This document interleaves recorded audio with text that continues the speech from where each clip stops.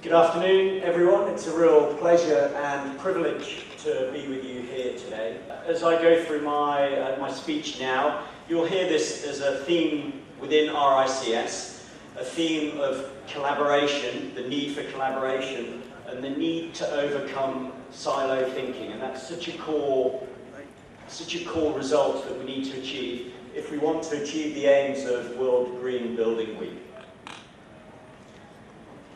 So I landed this morning, and overnight I had been sent a copy of our latest corporate brochure, and here we are on page 1.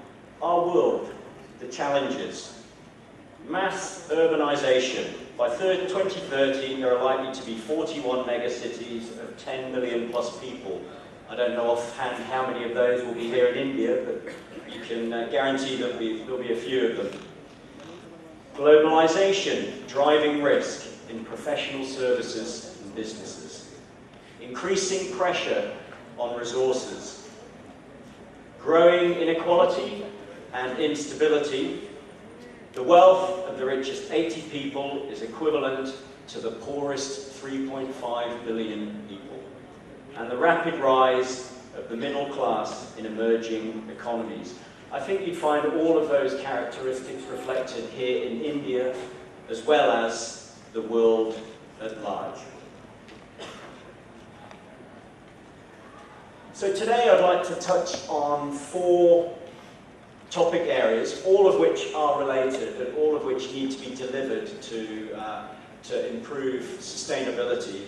The first is around professionalism.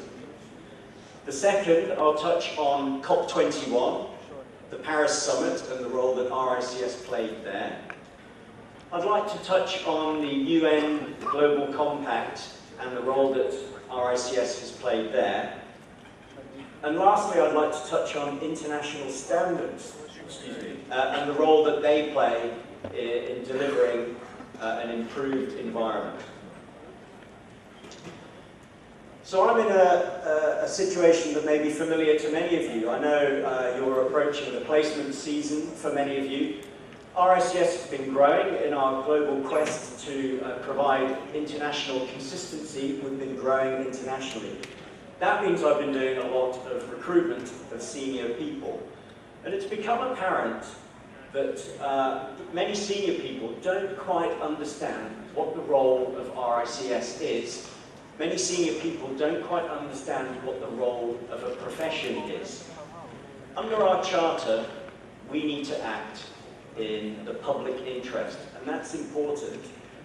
We're not a membership body. We don't act in our members' interests. Our members' interests are important, but equally, so is the interest of stakeholders and the public at large. So what is professionalism? There are really 3 core elements, and it will bring into play the aspects later on. There are standards. Professionalism needs standards. Professionalism needs qualified professionals who apply those standards. And professionalism needs regulation of those professionals against those standards. Unless all 3 of those elements are in play, professionalism is not likely to be the result. So taking that thought around professionalism, one of the roles that RICS plays is in research and thought leadership. We were privileged to be a part of COP21, the Paris Summit, where we were part of the Global Alliance for Buildings and Construction. This is where a large number of companies, professional bodies and countries came together to look at the specific area of buildings and construction. The treaty you may have read has recently been adopted within the last couple of days, ratified by the government here in India, which is fantastic. And so that's a process going on globally. What we're looking at is the next steps for implementing that treaty. The 4 key areas that were highlighted are as follows. The first one was the need for global, regional and local policies for low carbon buildings. We had a case study just there that's heading exactly in the right direction. We need to bridge the investment gap to to get the relevant technologies to work economically. It's going to take cash to get the technologies up and running. We need to develop the business case and build capacity in these areas. There's a lack of awareness, there's a lack of leadership, there's a lack of workforce capacity, lack of financing and lack of policy framework.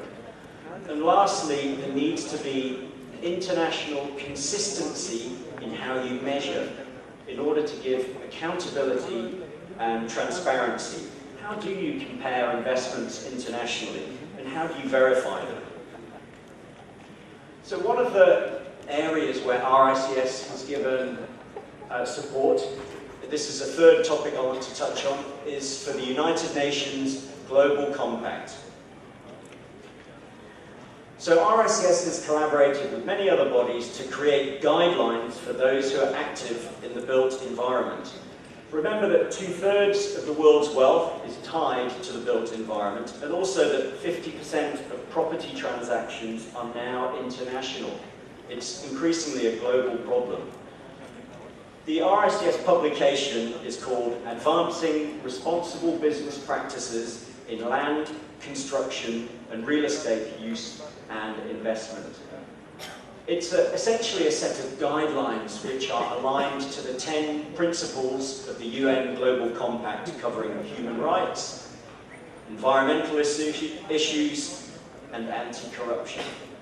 The aim is to promote awareness. The aim is to facilitate collaboration. The aim is to mobilize participation.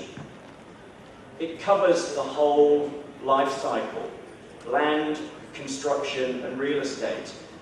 There needs to be intergenerational thinking, not just in people but also in developments, to overcome that silo thinking that I talked about right at the beginning. It covers issues such as land governance, transparency, respecting workers' rights, environmental stewardship and the well-being of the public.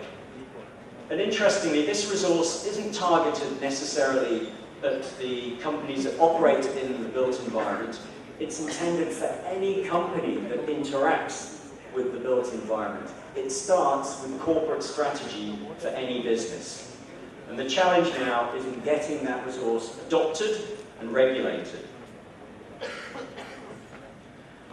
The last topic area was measurement. How do you measure consistently globally? RICS is committed to international collaboration and international alliances to create a series of international standards for the built environment, international valuation standards, international property measurement standards, international construction measurement standards. There are one or two others as well. In fact, today, International Property Measurement Standards, IPMS for residential, is being launched.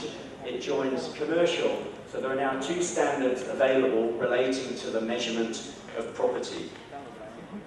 There are 2 elements I'd like to touch on here. One is RICS collaborates to create a framework of international standards, but then as a professional body, we provide the assurance regime to stakeholders that those standards are being met.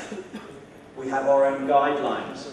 We qualify the professionals. We regulate the professionals against the standards.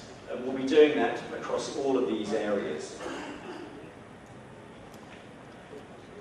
So if I were to summarize my speech today, right thinking starts with professionalism. Acting in your client's interest is important, but a professional acts in the public interest as well. The COP21 Paris Summit sets out the objectives to be achieved. It's now been ratified here in India. The supply chain needs guidance. The United Nations Global Compact resource, created by RICS, advancing responsible business practices in land, construction and real estate use and investment, is one example. The key ingredient to all of this is collaboration, for 2 reasons. Collaboration ensures wide buy-in to the standard being created. but collaboration over how this is measured ensures that that there is transparency and consistency around the quoted statistics. Building measurement differs by over 20% globally. That means people may be differing in their 2% target by as much as 20% in their measurements. So the measurement aspect is a critical one. In this audience today, we have the professionals of tomorrow. You'll be playing a key role in meeting these expectations. And RICS, as your professional body, is here to guide you and support you in driving your long and successful career as a chartered surveyor. Thank you for your time today.